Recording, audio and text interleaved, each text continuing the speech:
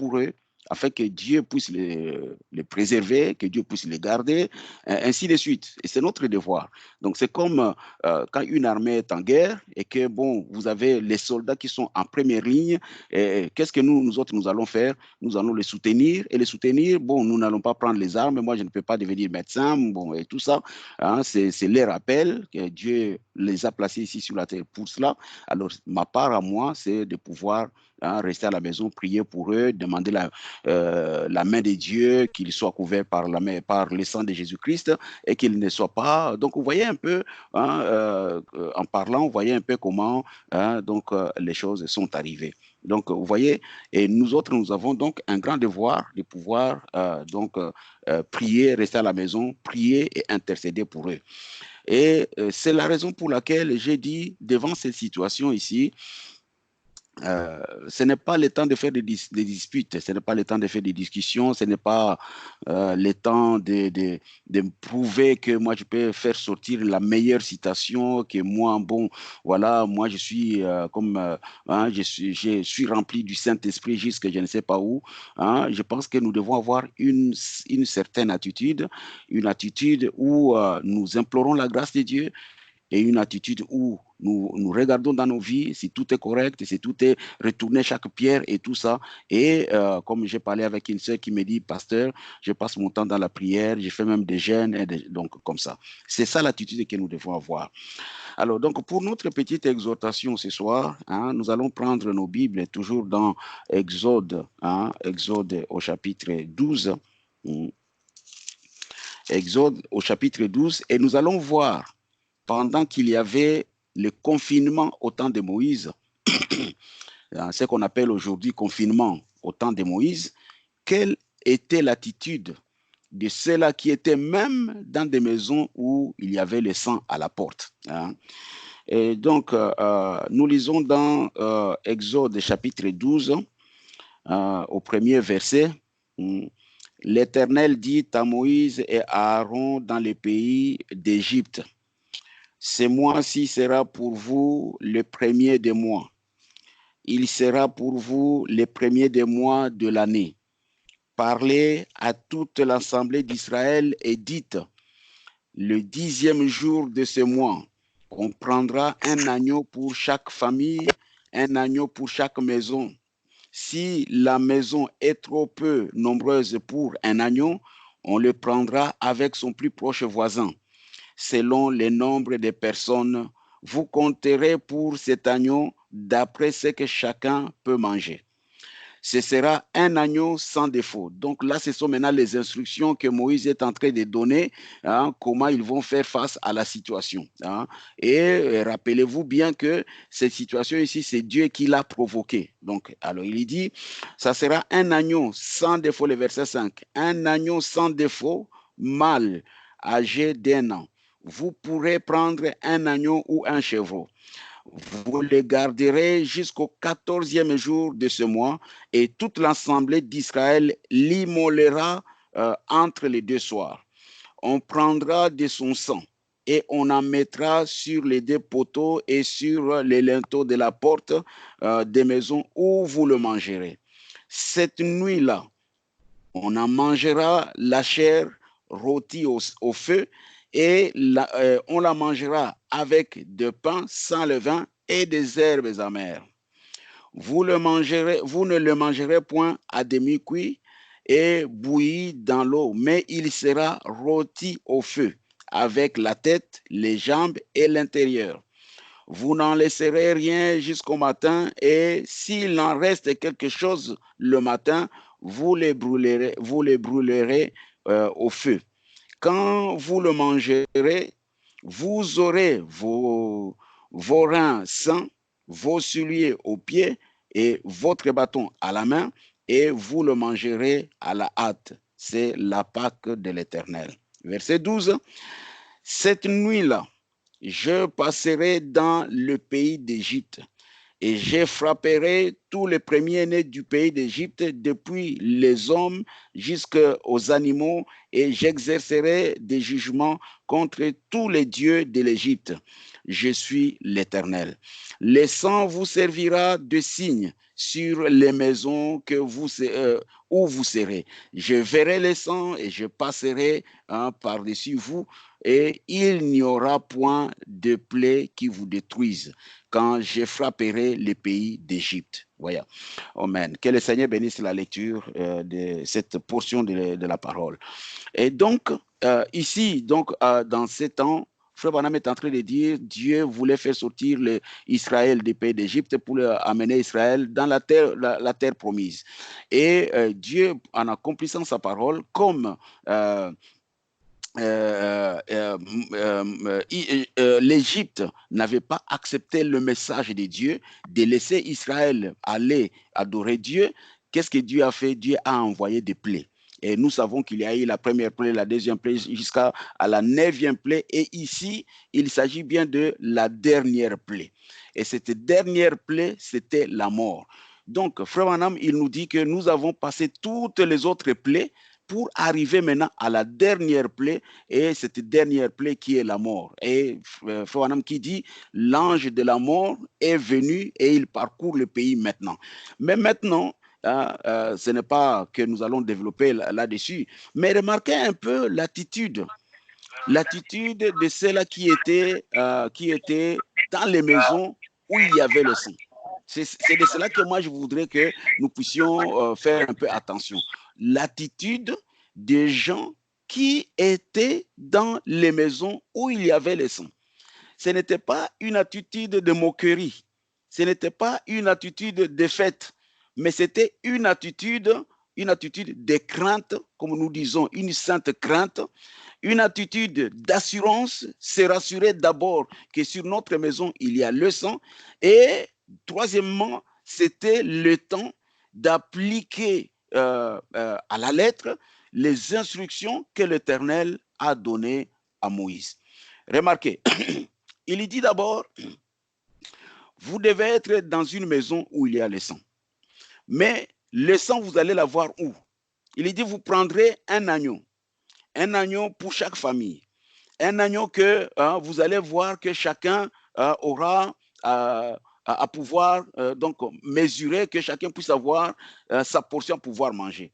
Et il dit, alors, de cet agneau-là qu'on va garder jusqu'au 14e jour de ce mois, toute l'assemblée d'Israël, donc dans toutes les maisons, on immolera l'agneau entre les deux soirs. Et maintenant, c'est quand on va immoler l'agneau qu'on va prendre son sang et on en mettra maintenant sur les deux poteaux et sur les linteaux de la porte de la maison où on les mangera. Donc, vous prenez l'agneau, et nous savons que l'agneau, c'est l'agneau pascal. Donc, ici, c'était le type de Christ. On prend l'agneau et on l'immole entre les deux soirs.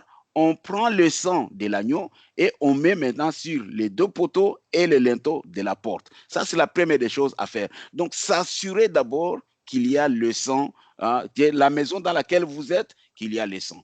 Et le sang, aujourd'hui, Frère Branham nous dit que nous n'allons pas prendre le rouge du sang, donc aller prendre un agneau au marché et puis récupérer le sang pour avoir le rouge du sang et tout ça, mais le sang, appliquer le sang aujourd'hui, c'est la vie de la parole, le message de l'air. OK? Donc ça, c'est la première des choses. Et puis il dit, vous allez le faire le soir, tout le monde doit être dans la maison, pas être à l'extérieur, même si tu es de la famille, que tu appartiens à la famille et tout ça, mais tu dois être dans la maison sous le sang. C'est pour ça donc je parle du confinement au temps de Moïse. Vous m'avez entendu une fois ou deux fois le dire. Donc c'était le confinement à ce temps-là. Et maintenant, la Bible continue, dit, cette même nuit, on en mangera la chair rôtie au feu, on la mangera avec des pains sans levain et des herbes amères. Donc, ça, c'est la manière dont on va le préparer avec des herbes amères. Et souvent, vous savez, quand quelque chose est amer, c'est quelque chose qu'on ne veut pas. C'est quelque chose qu'on aime, qu'on ne voudra pas, qu'on n'aimera pas. Vous voyez? Donc, mais dans ce cas-ci, il faut suivre les instructions. Il faut accepter même ce que tu ne veux pas. Hein, il faut, même si c'est dur comment, il faut que tu l'acceptes, les herbes amères. OK? Et donc, verset 9, vous ne le mangerez point à demi-cuit et bouilli dans l'eau, mais il sera rôti au feu avec la tête, les jambes et l'intérieur. Donc ça, ce sont les instructions de comment l'agneau devait être préparé et comment on devait le manger. Mais maintenant, vous n'en laisserez rien jusqu'au matin, et s'il en reste quelque chose le matin, vous les brûlerez au feu. Ça, je pense que nous savons. Verset 11, qui est vraiment très intéressant.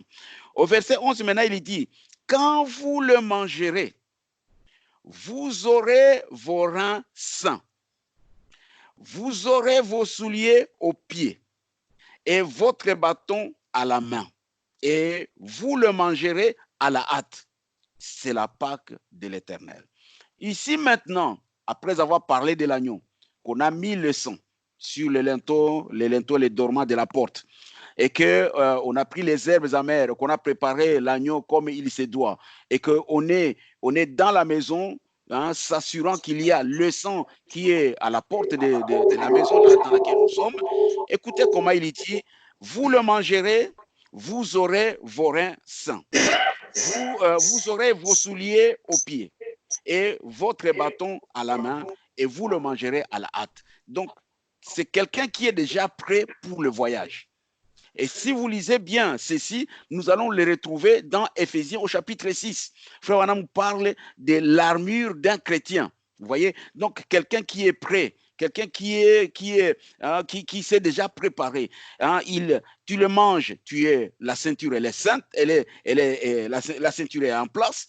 Les souliers, quelqu'un qui est prêt pour voyager, pour la marche. Votre bâton, et vous savez, les voyageurs à l'époque, ils avaient les bâtons pour s'appuyer là-dessus, et vous le mangerez à la hâte. Vous voyez? Donc, l'attitude que ces gens-là devaient avoir. Ils devaient être prêts, ils devaient avoir leur bagage prêt, ils devaient avoir leur vie qui est prête, ils devaient avoir les ailes parce que c'est le soulier, c'est quelqu'un qui est zélé pour pouvoir marcher, ils devaient avoir les bâtons pour pouvoir s'appuyer, ainsi de suite. Donc nous voyons ici donc l'attitude des gens qui, étant dans la maison où il y avait le sang, ce n'était pas une attitude, c'était une attitude de crainte, une sainte crainte bien sûr, hein, parce que je ne veux pas parler de la peur, hein, pour dire que non, bon, parce que ces derniers temps, bon, on va dans tous les sens, bon, vous allez entendre les prédications dans tous les sens, que voilà, les chrétiens ne doivent pas avoir peur, pourquoi, bon, c'est vrai que nous ne devons pas avoir peur, mais nous devons avoir une sainte crainte et en avoir aussi l'assurance. Et dans ces moments comme ça, c'est le moment où ce n'est pas que nous avons le Saint-Esprit par imagination, que nous avons le Saint-Esprit par illusion, mais ça doit être le véritable Saint-Esprit. Et Frère Branham, quand il parle du Saint-Esprit, il dit c'est la personne même de Christ qui doit vivre dans l'homme. Que ce soit moi, que ce soit vous, que ce soit les jeunes gens, que ce soit les plus âgés, que ce soit les hommes, que ce soit les femmes, c'est l'attitude que nous devons avoir, le Saint-Esprit vivant en nous. Et maintenant, avec ça, Frère Branham est en train de dire que, nous avons dépassé tous les autres plaies, et maintenant, la dernière plaie qui arrive, c'est la mort. Et la mort spirituelle. Et c'est ce qui est dangereux. Parce que la mort physique, encore, ça va. Parce que, bon, c'est le corps. Hein? Quelqu'un va mourir, c'est le corps. Mais peut-être spirituellement, ça va. Mais la mort spirituelle, c'est ce qui est grave. Et ici, dans le texte que nous venons de lire ici, Frère Wanam est en train de dire qu'il s'agit bien de spirituel et de physique. Okay? Alors, dans Israël à la mer Rouge, Israël à la mer Rouge, Frère Branham est en train de nous expliquer ce qu'il a, donc l'écriture que nous venons de lire, ce qu'il en est. Hein? Israël à la mer Rouge, deuxième partie. Maintenant, paragraphe 57, vous pouvez commencer au paragraphe 50. Il dit maintenant, nous arrivons à la dernière plaie, la dernière plaie, la dernière chose. Donc, toutes les plaies, on a vécu, hein, les mouches, les grenouilles, l'eau qui s'est transformée en sang et tout ça. Maintenant, on en arrive à la dernière plaie, la dernière chose. Et Dieu dit, j'en ai assez de perdre tout ce temps maintenant. Je vais envoyer la dernière plaie. Parce que malgré tout ça, hein, les pharaons étaient toujours endurcis. Alors il dit, j'en ai assez de perdre le temps, je vais envoyer la dernière plaie. Maintenant, je voudrais que vous remarquiez la dernière plaie, c'était la mort. Maintenant, nous avons eu des tremblements de terre. Maintenant, écoutez, les plaies que nous avons vécues. Et nous allons les développer à partir de samedi. Nous allons voir toutes ces choses. Il dit, nous avons eu des tremblements de terre. Nous avons eu des guerres et des bruits de guerre. Nous avons eu des rats de marée. Comme Jésus avait dit qu'il en aura, la mer mugissant, les cœurs de l'homme défaillant, davantage des maladies des cœurs. La maladie numéro 1, la peur, des temps de perplexité, la détresse parmi les nations, des voitures sans chevaux hein, sur des autoroutes, et toutes ces choses sont accomplies. Mais la dernière plaie, c'est la mort. Et maintenant, écoutez, c'est la mort. Ce n'est pas, il dit, pas physiquement, mais spirituellement parlant. Et ça, c'est ce qui est grave. La mort spirituellement dans l'Église. Vous remarquez que c'est parmi les fils la mort spirituelle. L'Église a plus de membres et a plus de membres qu'elle n'en a jamais eu. Elle se développe mieux que jamais auparavant. Et cependant, elle est plus faible en esprit que jamais auparavant. C'est vrai, c'est tout à fait comme ce fut en Égypte. Vous voyez, maintenant, il dit, remarquez la dernière chose. Mais avant que Dieu ne laisse la mort spirituelle s'abattre, il ouvrit une issue de secours. Amen. Il ouvrit une issue de secours pour ceux qui le voulaient. Et cette issue de secours, cette porte que nous allons lire, frère Wanam l'appelle la porte pour échapper. Hein? Il appelle l'échappatoire, la porte pour échapper. Il dit une issue de secours. Alléluia. Oh, comme j'aime cela. Dieu ouvrant une issue de secours pour ceux qui désireraient y marcher. Maintenant, alors, là, maintenant, il prend ce que nous venons de lire dans la Bible, dans Exode au chapitre 12. Hein, il dit maintenant, bon, hein, maintenant c'est le chapitre 12 d'Exode et commençons au premier verset. Nous venons de le lire. Alors, il dit, observez le type, l'agneau, symboliquement parlant, l'agneau de Dieu, l'expiation juste avant la destruction. Remarquez, cela devait être un jeune agneau. Ça devait être un mâle, le premier de la brebis. C'était juste le premier de la Vierge Marie. Il devait être sans défaut. Il devait être gardé et mis à l'épreuve. Vous voyez, oh, combien cela le représente parfaitement. Il était donc parfait. Ça, c'est concernant l'agneau. OK? Là, il n'y a pas, nous n'avons pas de problème avec l'agneau. Hein, mais c'est nous qui sommes, nous devons regarder de quoi à quoi nous nous ressemblons. OK? Alors donc, il dit, voyez donc, notez ceci maintenant, je voudrais, ça c'est le paragraphe 80, il dit, je voudrais que vous remarquiez à nouveau que toute l'assemblée devait l'immoler, l'assemblée tout entière. Maintenant, si vous remarquez, regardez ce qui est écrit, vous pouvez voir qu'il s'agit d'une préfiguration. 14 jours, c'est moi, toute l'assemblée d'Israël l'immolera entre les deux soirs. Et vous remarquerez que tout Israël se tenait là et disait, faites-le mourir, que son sang retombe sur nous et sur nos enfants. Et tous, des caïfs jusqu'à la dernière personne, ont témoigné de sa mort. Faites-le mourir, donnez-nous Barabbas. Avez-vous remarqué cela? Et il mourut à 3 heures du soir. Ils les tueront le soir. Donc, vraiment, c'est le type parfait de l'agneau pascal. OK? Alors, écoutez maintenant ce qu'il dit. Donc, ils vont l'immoler. Maintenant, ils prendront le sang. Ils vont mettre le sang sur le linteau et les dormants de la porte. Et Branham dit, il dit, Donc, maintenant, il dit, entre dans cette maison et n'en sort plus jusqu'au matin. Donc, après avoir mis le sang voilà, sur les linteaux, les dormants, entre dans la maison et n'en sort plus jusqu'au matin. Amen. Une fois sous le sang, alléluia, restez-y. J'espère que vous saisissez ceci maintenant. Venez sous le sang. Les loups hurlants peuvent venir à la fenêtre, mais vous êtes à l'intérieur sous le sang. Voyez? Et j'en attends quelques-uns venir. Écoutez maintenant comment Frère Branham est en train de parler de ça. J'en attends quelques-uns qui pouvaient venir, quelques-uns venir, quelques filles égyptiennes.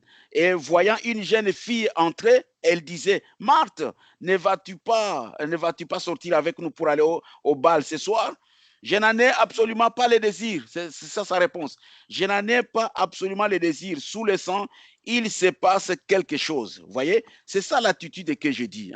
Il dit, autrefois, le père était le sacrificateur de la maison dans les vieux sanctuaires. Le père a toujours été le sacrificateur et il devait surveiller sa maison. Comme les choses ont changé aujourd'hui, les enfants surveillent le papa dans le monde moderne, mais le père devait surveiller sa maison. Il tua l'agneau et il prit l'hysope, il appliqua sur les portes, sur les linteaux, et cela constituait leur protection. Très bien. Il restait alors à l'intérieur. Vous voyez? Et je vois les autres passer, donc les autres jeunes passer, faire la fête. Ce n'est pas l'attitude de ceux qui sont dans la maison. Ça, c'est l'attitude de ceux qui sont dehors. Faire la fête, se comporter mal et de dire, regardez cette bande de fanatiques. Donc, on nous traite, nous, de fanatiques. Oh, avec du sang d'un vieux mouton sur la porte, essayant de dire par cette formule de passe-passe que quelque chose va arriver. Mais cela arriva. Pourquoi? Dieu l'avait dit. C'est toujours la vérité quand c'est Dieu qui le dit. Vous voyez? Et les voilà maintenant sous le sang. Il n'avait aucune envie de sortir. Amen. Vous dites, envie, Frère Branham, c'est juste, il n'avait aucune envie de sortir. Et il dit donc, ces Israélites étaient tous à l'intérieur, satisfaits. Amen. Nous y sommes. Regardez cela. Je voudrais que vous les voyiez maintenant. Donc maintenant, dans notre esprit, que nous puissions voir un peu comment ces Israélites sont dans leur maison. Il dit, après un moment, les nuages commencent à se lever. Une nuit de colère. Les gens commencent à se demander alors, mais que se passe-t-il donc ici? Y a-t-il un drôle de sentiment? Mon frère, s'il y a jamais eu un drôle de sentiment parmi les nations, c'est ce soir. Quelque chose est sur le point d'arriver. Alléluia. C'est encore le cantique. Quand je verrai le sang, je passerai par-dessus. Père, maintenant, Père, vous feriez mieux de regarder sur la porte ce soir, de vérifier, débarrasser votre frigidaire de ces canettes de bière, jeter ces jeux de cartes par la porte et organiser une réunion de prière dans votre maison. Est-ce que vous comprenez? Organiser une réunion de prière dans votre maison. Vous pourriez être un diacre. Vous pourriez être un administrateur, vous pourriez être ceci ou cela, mais regardez ce dont nous avons besoin aujourd'hui. C'est d'un réveil à l'ancien monde envoyé de Dieu, provoqué par le Saint-Esprit et qui redresse la nation. N'est-ce pas vrai? Nous n'avons pas besoin de la théologie et tout le reste. Les gens dans leurs églises essaient de mettre des grands et beaux bancs d'église et de grandes orgues et autres disant je suis membre de ceci, je suis membre de ce groupe ici. Oh, Branham me dit je suis heureux ce soir comme Paul d'autrefois devant le roi. Je sers les dieux de nos pères selon la voie qu'on appelle une secte. Alléluia. Une secte de la démence, de la folie pour le monde, mais une chose glorieuse pour ceux qui sont en Christ. Et la joie. Vous voyez, la mort. Alléluia. Oui, messieurs, c'est vrai. Cachez-vous en Christ. Amen. Et vous dites, bon, maintenant, quelle était l'attitude de ces petits garçons? Bon, donc on va faire vite. Qui était le premier-né de la maison? Parce que c'était le premier-né qui devait mourir. Quelle était l'attitude de ces petits garçons? Alors, Frère Branham dit, et la première chose, vous savez, j'attends un bourdonnement et une clameur parcourir le pays. Je vois un vieux père sacrificateur faire les 100 pas sur le plancher, tout aussi résolu que possible. Alléluia. J'entends maintenant un petit garçon, le petit garçon lui dire, papa, je suis l'aîné de la famille, j'ai un peu peur. Ne t'inquiète pas, ça c'est la réponse du papa. Ne t'inquiète pas, fiston, le sang est sur la porte. Bien que je n'ai jamais entendu le vent souffler comme cela, papa. Là, nous avons été ici, mais le vent n'a jamais soufflé comme maintenant, papa. Et le papa répond, c'est le jugement de Dieu. C'est vers cela que nous avançons maintenant, vers le jugement de Dieu. Nous avons rejeté la grâce. Et il ne reste plus que le jugement. Lorsque vous rejetez l'amour de Dieu, il ne vous reste plus que le jugement. C'est vrai, des vents hurlant partout. Qu'en est-il de tout ceci? Des temps de perplexité, des temps d'angoisse parmi les nations, les jugements. Oui, vous pouvez placer une bonne personne dans chaque comté, mais vous ne saurez cependant pas arrêter la chose. Voilà. Donc, ce qui est en train de venir, on ne saura jamais arrêter la chose. Maintenant, le petit enfant, vous savez, c'était le premier-né qui devait mourir. Et sachez bien que nous sommes, nous, l'église des premiers-nés. Donc, nous devons être sûrs que notre papa a mis le sang sur les linteaux et les dormants de la porte. Et que dans la maison dans laquelle nous sommes, il y a réellement le sang. Donc, voyez un peu l'attitude de ce jeune homme qui sait qu'il est le fils aîné. Il est dans la crainte. Et remarquez son attitude, il veut de l'assurance, vous voyez. Et donc, frère Anna me dit, je vois cela s'accomplir et j'attends la femme sortir en courant, en criant ainsi que toute la famille. Le fils aîné est mort dans la maison à côté. J'attends le petit papa ou le petit garçon aller secouer son papa en disant, papa, va regarder encore, rassure-toi qu'il y a le sang. Je vois les braves pères revenir vers la porte et dire, oui, fiston, il y est, le sang y est. Es-tu sûr que nous sommes protégés, papa? Assurément, mon fils. Comment le sais-tu? Dieu dit, quand je verrai le sang, je passerai par-dessus vous. C'est juste, il cherche à voir le sang. Voici venir les anges. Ils se déplacent à nouveau et je les vois s'élever, s'éloignant d'un lieu à un autre. Je les vois plonger et descendre sur une maison, puis remonter à nouveau. J'ai vu le sang. Vous voyez, les voici venir vers cette maison et les voici venir. Et le petit gars dit, oh papa, es-tu sûr? Nous sommes parfaitement sûrs, fiston. Et l'ange glisse vers la porte et tend ses grandes ailes pour rentrer. Il voit le sang et reprend son envol. Alléluia. Qu'y a-t-il? Il a vu le sang. Vous voyez? Et frère Anna me dit, après cela, vous mangez, ne laissez rien. Voyez-vous? Il dit, vous n'en laisserez rien jusqu'au matin. Voyez? Quand vous le mangez, vous aurez vos reins sains, vos souliers aux pieds, votre bâton à la main. Frère, vous êtes prêts. Vous voyez? Vous êtes prêts. Comme maintenant là, nous devons être prêts. Nous devons avoir retourné chaque pierre et être prêts que même maintenant, Seigneur, je suis prêt de partir. Maintenant, Branham me dit, maintenant, avec ça, nous pouvons relier cela avec Éphésiens chapitre 6, juste un petit moment, car nous n'avons pas à lutter contre les sangs et la chair et les sangs, mais contre les dominations, contre les autorités, contre les princes de ce monde de ténèbres, contre les esprits méchants dans les lieux célestes. Vous voyez où se situe notre lutte aujourd'hui? Vous voyez ce que l'ange de la mort, c'est une puissance spirituelle. Les esprits méchants dans les lieux célestes, les lieux glorieux et des grands endroits. Vous voyez? C'est pourquoi prenez toutes les armes de Dieu, exactement comme avec Israël. Prenez toutes les armes de Dieu afin de pouvoir résister aux mauvais jours et tenir ferme après avoir tout surmonté. Tenez donc, ayez à vos reins la vérité pour ceinture. Et nous avons vu, quand ils sont en train de manger, ils devaient avoir la ceinture qui est en place. Donc, ayez à vos reins la vérité pour ceinture. Et comme nous savons, mettez le casque du salut, mettez les ailes que donne l'évangile, ou les souliers aux pieds, les ailes que donne l'évangile de paix. Donc, un soldat qui est prêt pour pouvoir affronter la situation. Vous voyez?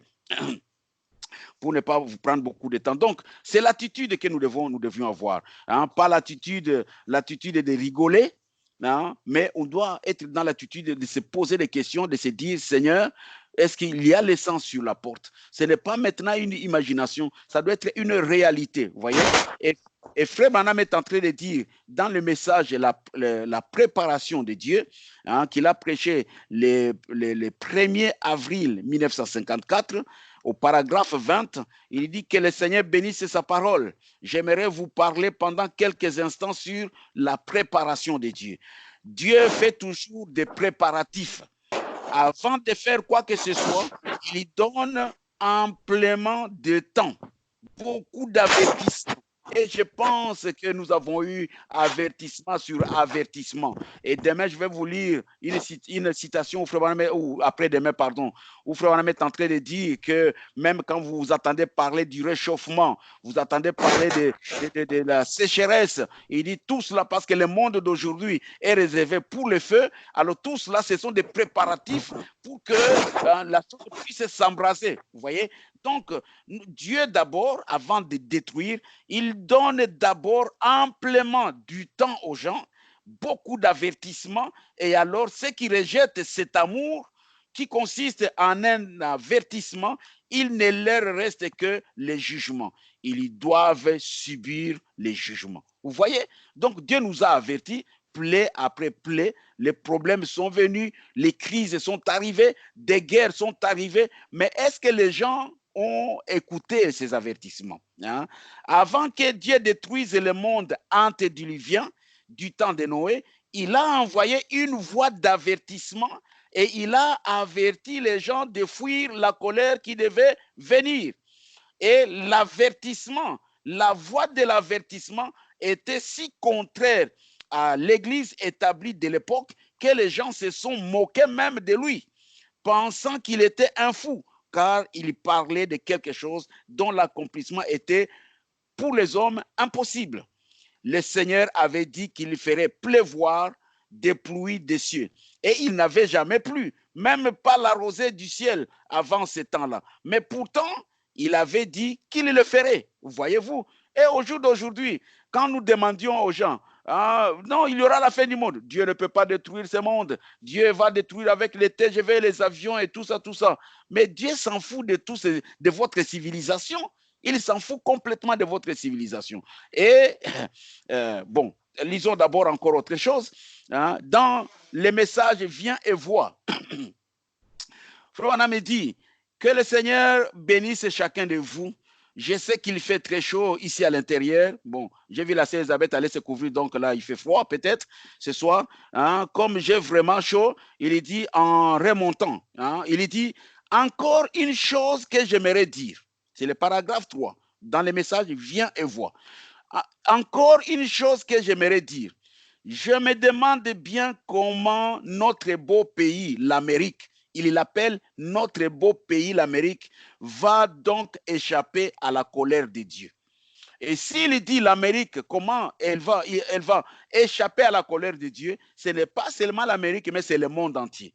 Comment va-t-elle échapper à la colère de Dieu? En remontant la rue, j'ai vu des prédicateurs se tenir le long de la route, le long de la route, aux endroits où se commettaient des actes pervers, prêcher l'évangile de toutes leurs forces. Des femmes à moitié nues passaient par là, fumant la cigarette et faisant des histoires. Je me demande ce que Dieu en pense. Voyez-vous, personne ne semblait faire cas à ces hommes qui criaient de tout leur cœur. Il y en avait un ici, un là-bas, un là-bas. Nous sommes sans excuse. L'évangile est prêché et nous sommes donc sans excuse. Voyez-vous? Donc, l'évangile a été présenté à tout le monde. Hein? Mais est-ce que les gens ont suivi? Hein? Frère Branham dit que l'Amérique a rejeté sa visitation.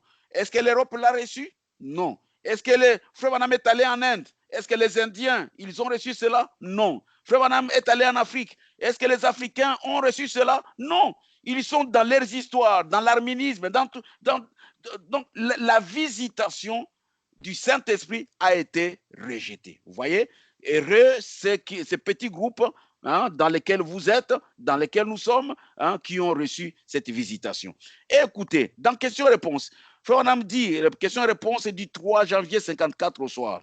Il dit au paragraphe 10, Seigneur, c'est maintenant le moment où peut-être les hommes et les femmes, Seigneur, à travers le monde verront que cette grande heure du jugement approche, où Dieu jugera toutes les nations quant à leur situation politique. Partout, à chaque endroit, et tout le monde doit passer par les jugements de Dieu. Et Père, nous sommes si heureux de savoir qu'il y a une échappatoire pour ces gens qui désirent s'échapper. Et cet échappatoire, c'est le message de l'air. Cet échappatoire, notre survie, c'est le message de l'air. Et cette voie, donc le chemin, cette voie, ce chemin, c'est par Jésus-Christ qui est le rejeton de David. Et nous te remercions, Père bien-aimé, de l'avoir envoyé sur la terre, lui qui est le chemin par lequel nous pouvons passer. Il intercéderait pour nous et ôterait nos péchés afin que nous puissions échapper à la colère et à la condamnation de Dieu. C'est lui notre échappatoire. Il intercédera pour nous. Il demandera miséricorde pour nous afin que nous puissions échapper par ces chemins-là. Et cette voie, c'est par Jésus-Christ lui-même. OK? Jésus-Christ. Il intercédera pour que nous puissions échapper à la colère et à la condamnation de Dieu. Nous savons que cette colère doit venir. La colère doit venir. OK? Et comme Jean l'a dit autrefois, fuyez la colère à venir. Et vous savez, même si aujourd'hui la pandémie s'arrête, vous pensez que ça sera fini? Enfin, nous allons développer ça le samedi. Parce que les gens, qu'est-ce que Dieu va faire avec ce monde? Qu'est-ce que Dieu va faire avec les gens de ce monde? Si aujourd'hui, on a vu des images, je pense que vous avez aussi l'occasion de les voir, on a vu des images des gens au Pérou qui se réunissent sur une place qu'on appelle ça place de martyrs, et tous, c'était toutes les confessions religieuses qui se sont rencontrées pour prier, pour crier, demander miséricorde à Dieu, pour que Dieu éloigne la pandémie et tout ça. OK, nous avons eu des messages de l'Italie où ils disent, bon, nous avons fait ce que nous pouvions faire, mais maintenant, bon, le reste, c'est que Dieu vienne sauver son peuple, et ainsi de suite. OK. Si Dieu arrête la pandémie aujourd'hui, vont-ils se convertir? Les églises seront pleines? Vont-ils laisser leur loi sur l'homosexualité? Vont-ils dire à toutes les femmes de ne plus porter les pantalons et que tout le monde aille à l'église avant que le congrès ou le parlement ou je ne sais pas comment se réunissent? Vont-ils mettre une chaise pour que Dieu soit à la première place et que Dieu puisse... Vont-ils consulter Dieu? Pensez-vous que ces gens ici peuvent se convertir, même si Dieu a arrêté la pandémie aujourd'hui? Je ne pense pas. Je ne pense pas. Donc, tout ce que nous sommes en train de voir, c'est des scénarios. Mais Dieu, s'il arrête la pandémie aujourd'hui, ils vont redevenir comme ils ont toujours été, et peut-être même pire. La seule échappatoire qu'il y a, c'est le message de l'air. C'est le message de l'air. Et Frère Branham dit, pour terminer, et enfin, nous allons prier, il dit, comment Dieu a pu tant aimer les gens dans le message Élie qu'il a prêché à Louisville le 10 octobre 53. Comment Dieu a tant pu aimer les gens? Et toutes ces choses, la peste et tout nous donne simplement un avertissement.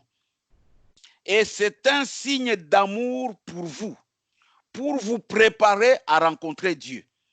Et quand vous rentrerez chez vous, s'il y a un péché dans le camp, consumez-le. Préparez-vous pour un réveil. Venez ici non seulement pour prier, pour que la pluie tombe sur la terre ici afin d'abreuver les choses, alors que des choses qui valent des milliards et des millions de dollars sont détruites. Pourquoi? Pourquoi est-ce?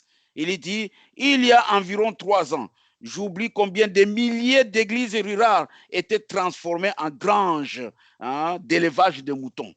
Et cette même année-là, Il y a de cela 2 ans, je lisais des statistiques en rapport avec cela, que cette même année-là, on a eu 13 millions d'infidèles. Pourquoi? Pourquoi, hommes et femmes? Pourquoi est-ce possible? En effet, le diable est entré ici et il nous entraîne tous. Voilà. Il présente des grandes photos, hein, peignant des choses merveilleuses. Il vous a tellement aveuglé que vous ne pouvez pas voir la venue du Seigneur là. Les jeunes gens, les vieillards, qui que vous soyez, préparez-vous. Préparez-vous à rencontrer Dieu. Préparez-vous pour le temps de la fin. Nous sommes au bout du chemin. L'un de ces jours, savez-vous que la Bible prédit que ce monde va être consumé par le feu? Savez-vous que la Bible dit que dans les derniers jours, la chaleur sera si intense sur la terre que les hommes creuseraient des trous pour y entrer, cherchant à se cacher devant la colère de Dieu? Savez-vous qu'il est prédit qu'il y aura des maladies dans les derniers jours, au point que même des grands hommes, des commandants en chef et autres auront des éruptions et que des oiseaux mangeraient leur corps, des oiseaux du ciel qui descendraient en volant, mangeraient leur chair avant qu'ils ne meurent. Vous dites, comment ces choses peuvent-elles exister? C'est un mystère pour Dieu. De même, un char sans chevaux était un mystère pour vous. De même, la lumière électrique était un mystère. De même, les avions et tout était un mystère. Donc voilà la condition dans laquelle nous devons être. Hein? C'est préparer parce que nous ne savons pas. Même si la pandémie s'arrête là, je ne pense pas que le monde entier va se convertir et que les églises seront pleines et qu'il n'y aura pas de place dans des églises. Même nous-mêmes, hein, parmi nous là, nous avons réclamé, frère, il faut avoir des réunions. La pandémie va finir ici. Pour venir samedi, ça sera difficile. Le pasteur va se mettre encore à la chair pour crier, venez, venez. Pourquoi vous ne venez pas à la réunion? Donc, et sachez bien, même si la pandémie s'arrête ici, c'est juste des plaies qui sont tentes et ils vont se suivre les unes après les autres jusqu'à ce que Dieu va tout détruire sur la terre. La seule chose, Dieu a envoyé Christ sur la terre, c'est lui le chemin pour échapper à cette destruction afin de ne pas être détruit avec le monde. Ok, donc je vais m'arrêter là. J'ai pris beaucoup de temps d'ailleurs. Hein? Donc, c'est tout simplement une exhortation pour que nous puissions prier. Je pense, comme Frère Anam dit, je pense que la porte de la miséricorde est en train de se fermer, mais il y a encore possibilité que quelqu'un puisse entrer. Et donc, profitons de ce moment, profitons de ce temps-ci pour dire, Seigneur, sois miséricordieux. J'ai été négligent dans ma vie chrétienne. J'ai été négligent, mais je vois l'ange de la mort dehors. Comment les choses sont en train de se passer. Les gens ne savent pas quoi faire. Et les cris à gauche et à droite, on attend des morts. Hein? Quand on attendait en Italie, c'était encore loin. Quand on attendait en Chine, c'était encore loin. Mais maintenant, c'est des gens que nous connaissons, des gens que nous avons partagé avec eux des moments de la vie, que nous apprenons que tel est parti et tout ça. J'ai été négligent peut-être, Seigneur, mais maintenant, Seigneur Dieu, je veux prendre les choses au sérieux. Je veux, comme ces fistons, comme ces petits garçons, être sûr qu'il y a le sang sur les poteaux et les dormants de la porte et que je reste dans cette maison-là sans pour autant en sortir. Regardez un peu comment nous nous comportons. Regardez un peu, on ne peut pas reprocher quelqu'un. Les pasteurs, ils prêchent comme ça. Non, il a parlé contre moi. Je quitte l'église. Mes amis, ce n'est pas le temps de jouer maintenant. Nous devons prendre les choses au sérieux. Quand les pasteurs, ils parlent quelque chose qui te concerne, c'est pour ton bien. C'est ce que nous disons dans les prédications. C'est pour ton bien. Au lieu maintenant d'accepter ça et d'accepter la correction, non, on gonfle les épaules. Non, le pasteur, il va voir. Et on vient même dans les bureaux. On se les tond sur le pasteur. On dit n'importe quoi au pasteur. Même maintenant, l'ange de la mort est dehors. L'ange de la mort est en train de courir dehors. Mais maintenant, là, ce n'est plus de la blague, mes amis. Ce n'est plus de la blague. Là, maintenant, nous devons être sûrs que vraiment, ma maison, mon cœur, qu'il y a le sang. J'ai vraiment appliqué le sang. Ça, c'est des choses maintenant sérieuses. Et que je marche dans ces chemins de l'échappatoire. Amen. Que le Seigneur vous bénisse par cette petite exhortation. Nous allons donc tous ensemble prier. Mes amis, prenez les choses au sérieux. Priez pour nos frères, priez pour nos sœurs qui se lèvent le matin, qui vont au travail, qu'ils prennent des transports en commun. On ne sait pas comment dans ces transports en commun, qui a touché ici, qui a touché là-bas. On ne sait pas. Ceux qui travaillent dans des maisons de repos, ceux qui vont dans des hôpitaux, nous devons les porter dans nos prières afin que Dieu prenne soin d'eux. Quand ils reviennent à la maison, que le Saint-Esprit, le sang de Jésus-Christ puisse déjà les purifier afin qu'ils ne viennent pas avec toutes ces germes, toutes ces maladies à la maison, parce que ça sera vraiment la catastrophe. Vous voyez, comme le pasteur qui est décédé, c'est venu de sa fille, et lui, et sa femme, et une autre de ses filles qui sont malades. Lui, il est parti, mais les autres sont restés malades. Vous voyez un peu la catastrophe que cela peut amener. Donc, de tout notre cœur, nous devons penser à nos bien-aimés. Voyez-vous, prions tous le Seigneur.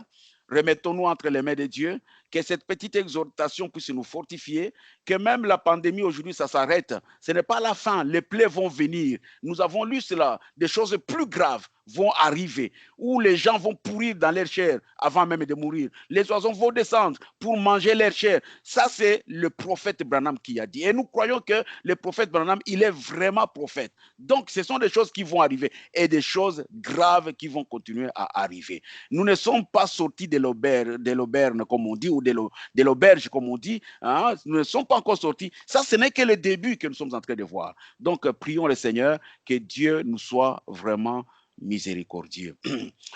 Amen.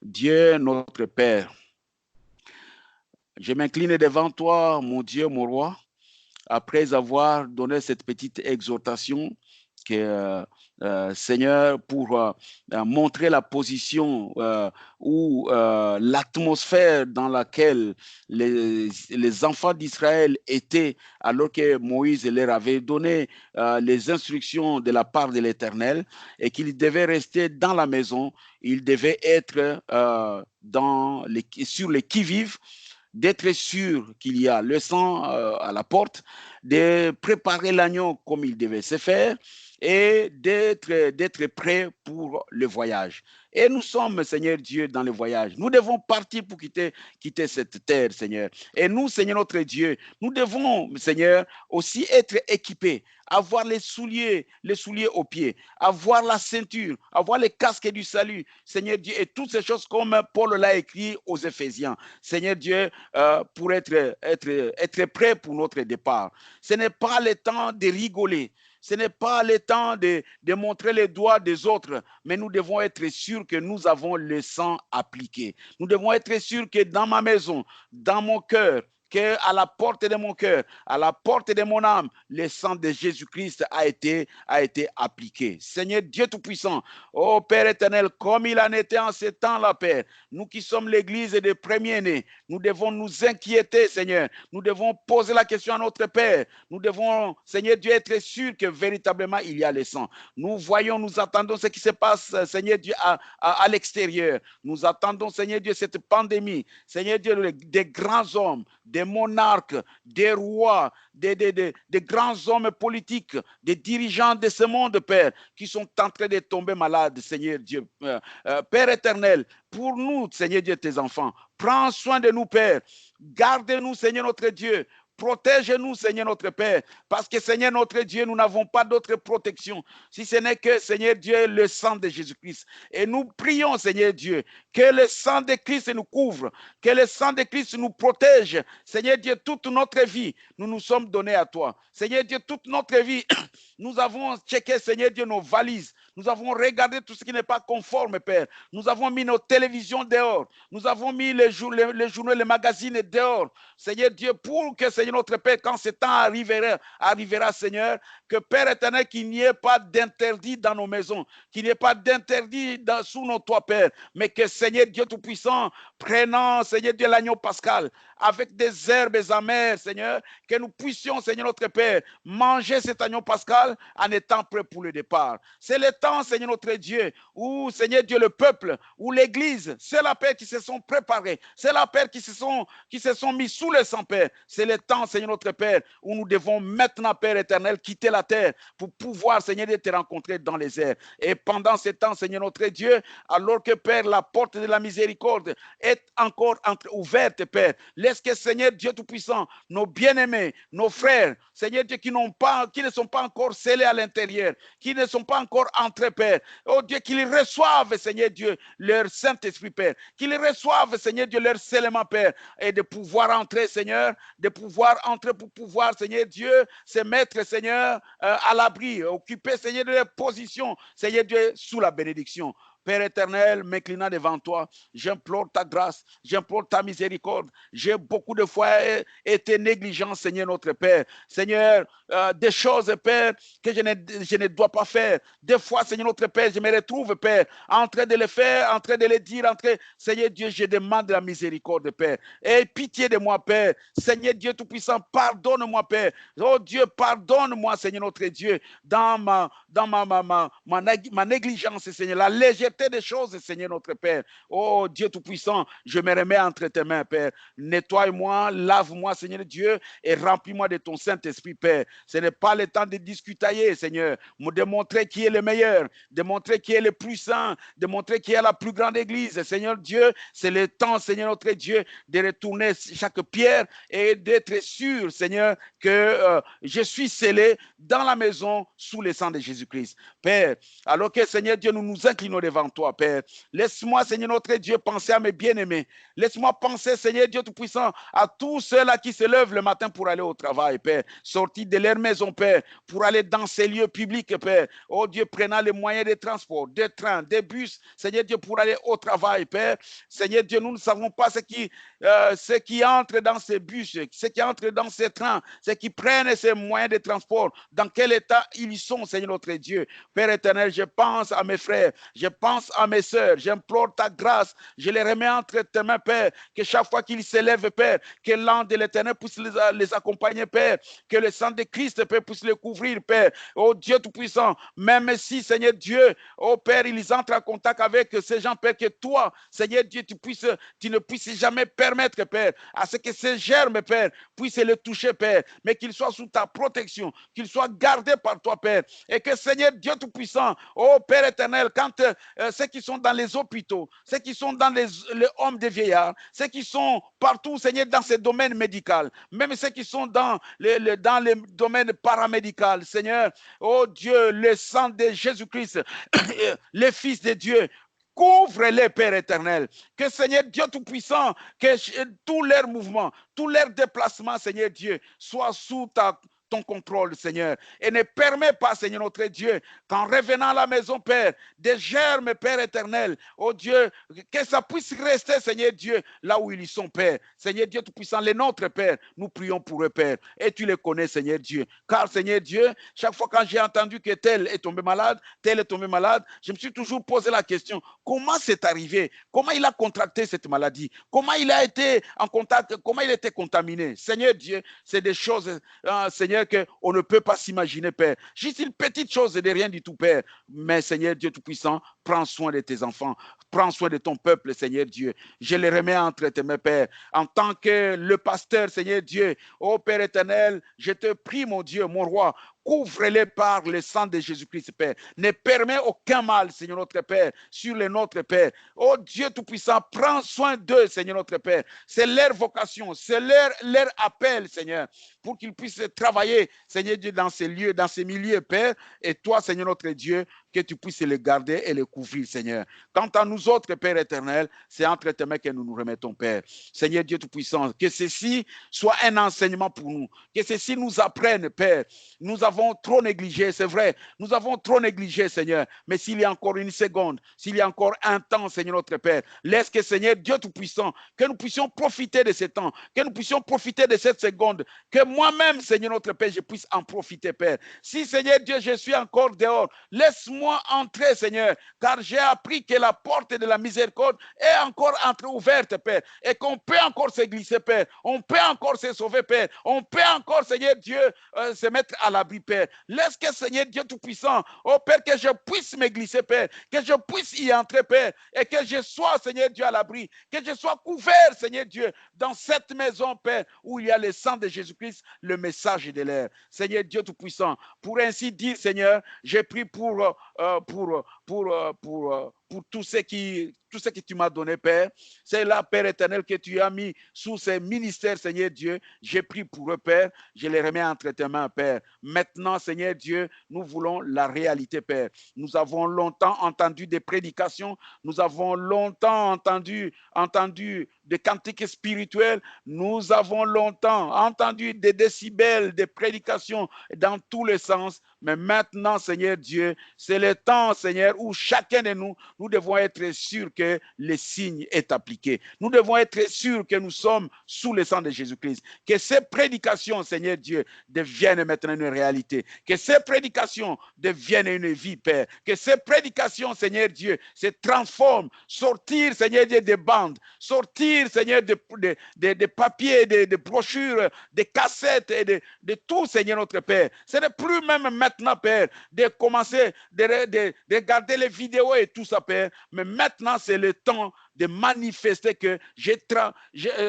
tout cela a été transformé à une vie, que tout cela a été transformé à une vie qui coule maintenant en moi, Père. Seigneur Dieu Tout-Puissant, qu'il en soit ainsi, Père. Seigneur Dieu, nous n'avons pas peur.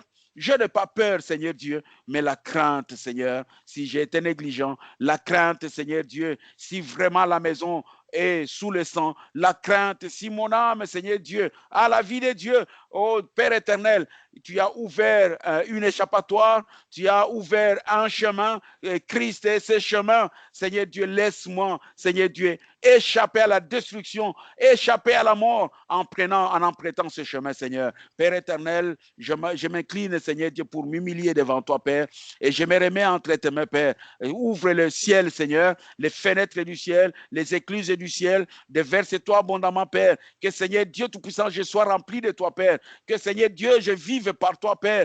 Que, Seigneur Dieu, je fasse preuve maintenant, Père, de la vraie vie de Christ, Père. Et que, Seigneur Dieu Tout-Puissant, ça ne soit pas maintenant juste parler de la parole, mais vivre la parole, comme ton prophète nous a dit, que nous pouvons dire que la Bible a dit ceci, la Bible, c'est parce que nous savons lire. Mais réellement, Seigneur Dieu, ce n'est plus le temps maintenant de réciter, ce n'est plus le temps maintenant de donner des versets, ce n'est plus le temps maintenant de donner des citations, c'est maintenant le temps de vivre ces citations, de vivre par ces citations, de vivre par ces versets, et que nous devenions nous-mêmes la Bible ambulante, nous devenions nous-mêmes la parole représentée sur la terre, Seigneur Dieu Tout-Puissant. C'est ce temps-là maintenant, Père. Seigneur, il fut un moment, Père, où les enfants d'Israël, ils ont tellement entendu Moïse, mais un temps était arrivé pour montrer que réellement, ils ne se sont pas seulement arrêtés à entendre Moïse, mais maintenant, il faut appliquer ce qu'ils ont entendu de Moïse. Seigneur Dieu Tout-Puissant, c'est cela notre situation. Nous t'en remercions, Père, parce que Seigneur Dieu, tout ceci, Père, ce sont des avertissements que tu as mis devant nous, Père, afin que, Seigneur Dieu, que chacun de nous maintenant puisse s'examiner et que voir, Seigneur Dieu, là où, Seigneur, nous avons négligé, là où, Seigneur, nous avons eu des défaillances, Père, que nous puissions nous relever, Père, et que nous puissions nous mettre en position de celui qui est prêt pour le départ. Je t'en remercie, Seigneur Dieu, que cette exhortation fortifie tes enfants, que cette exhortation fortifie ton peuple, qui ont écouté, qui ont entendu cela, Père. Seigneur Dieu Tout-Puissant, il n'y a rien de nouveau, il n'y a aucun message, Père, que nous allons faire sortir, Seigneur, pour épater les gens, mais Seigneur Dieu, nous répétons la même chose, hein, Seigneur, nous répétons la même chose, hein, car nous savons que là-dedans, il y a le salut pour nous, Père. Nous t'en remercions, Père. Bénis chacun de nous ce soir. Seigneur Dieu, tiens-nous par la main, Père, afin que, Père, tu puisses nous conduire en toutes choses. Merci encore une fois. Je remets, Seigneur Dieu, tous ceux qui sont avec nous en ligne entre tes mains. Seigneur Dieu, déverse tes bénédictions sur tout un chacun, dans le nom de notre Seigneur Jésus-Christ. Amen. Amen. Que le Seigneur vous bénisse tous, hein, qui avaient été connectés, et que cette exhortation puisse vous fortifier tous. Amen. Amen. Amen. Merci beaucoup, pasteur. Que Dieu vous bénisse aussi. Amen. Amen. Donc, que le Seigneur vous bénisse, frère Gérard, maman Elisabeth, maman Apolline, et tous les autres que je ne vois pas. Je vois un couple de 6 qui sont ensemble. Que le Seigneur vous bénisse, frère héritier, maman Zawadi. Que le Seigneur vous bénisse, Erkaka et Sœur Chantal. Hein? Ouais, Sœur Chantal, que le Seigneur te bénisse aussi. Donc, tout le monde, que le Seigneur vous bénisse richement. Hein? Donc, je vois Frère Yeli, je vois les Kanana, je vois Mouyaï, Maman Augustine qui est sur WhatsApp, Christelle Kabi, Sœur Chantal, Frère Didier, Boupangue, Sœur Dorcas, Ephraim Belva, Esther Ndala, Grâce Diankoulou, Grâce Nsele, donc chez Frère Bébert, Grâce Osakanou, donc la femme de Frère Eli, donc tout le monde, Frère Hugues, Irène, Jackie, donc Sœur Joël Boupangue, que le Seigneur vous bénisse, Sœur Mavi, Sœur Meda, Sœur Frère Nathan, Frère Paul, Rachel Kapinga, et qui encore? Robert Deleu. En tout cas, que le Seigneur bénisse tous. Sœur Sharon, Trésor, qui encore, je ne l'ai pas cité ici. Moi, j'ai raté, c'était Joël et Benjamin qui étaient connectés. Ah bon? Je viens d'arriver seulement. Ah bon? Mais on a prié pour toi. On a prié pour Merci toi. beaucoup. D'accord. En tout cas, que le Seigneur vous bénisse tous. Amen. Et donc, on se retrouve samedi à 18h. Il y a Maman Britem aussi, je vois, Sœur Béatrice, Christelle Doma, Sœur Divine. Bon, tout le monde, que le Seigneur vous bénisse tous. Amen. Shalom. Lydie, Maurice, Adé, je te vois. Il est à côté. On a eu la victoire, maman Lydie. La victoire.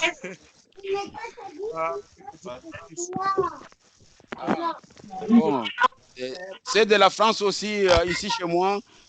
Donc, il y a les Cambalais qui sont aussi en ligne de l'autre côté. Hein. Donc, bon, ils ont demandé comment je ne les cite pas. Donc, on ne les oublie pas. Bon, que le Seigneur vous bénisse tout ça samedi 10h. Amen, pasteur. 18h, pardon, 18h, samedi 18h. Yeah, shalom. 18h.